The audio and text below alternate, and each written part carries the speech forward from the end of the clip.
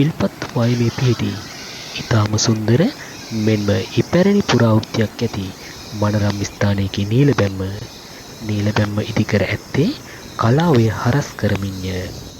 එහි දැන් ඉදිකර ඇති බැම්ම 1998 එවකට රජය විසින් සිමෙන්ති කොන්ක්‍රීට් මගින් ඉදිකර ඇති නමුත් මෙහි පෙර පැවති කළුගලින් ඉදිකර තිබූ බැම්ම දුටුගැමුණු රජ සමයටත් පෙර සිට ඉදිව පැවති එකකි.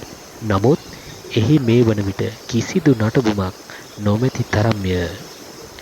මා කුඩා කල සිටම මෙම ස්ථානයට නිතර යන එන තැනකි.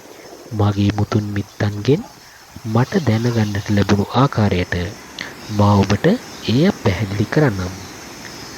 දුටුගැමුණු රජතුමාගේ දසමහා යෝධයන්ගෙන් කෙනෙක් වන නීල මහා යෝධයා විසින් ඔහුගේ මවට දියනෑමට කලාවේ හරස් කර තැන තැන විසිර තිබූ කළුගල් වලින් එම බැම්ම ඉදි කළ බව පැවසේ.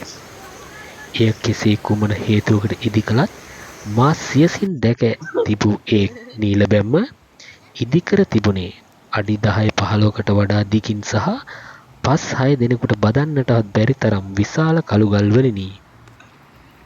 එහි තිබූ එක කළුගලක් මිනිසුන් 50කටවත් සෙලවීමටවත් නොහැකි තරම් විශාලය. යන්ත්‍ර සූත්‍ර නොමැති ඒ කාලයේ ඒ ගල් තනි මිනිසෙකු විසින් මෙය ඉදිකර තිබුණේ නම් නීල මහ යෝධයා කෙතරම් ශක්තිවන්තයෙක්ද. දැන් බැම්ම ඇති ස්ථානයෙන්ම තිබූ ඒ ගල් බැම්ම ස්ථාන දෙකකින් කැඩී ගොස් තිබුණි. මට මතක ආකාරයට මැද විශාල කොටසක් කළුගල් ඉතිරිව තිබුණා. නමුත් අවාසනාවකට එයද දැන් දකින්නට නොමැත.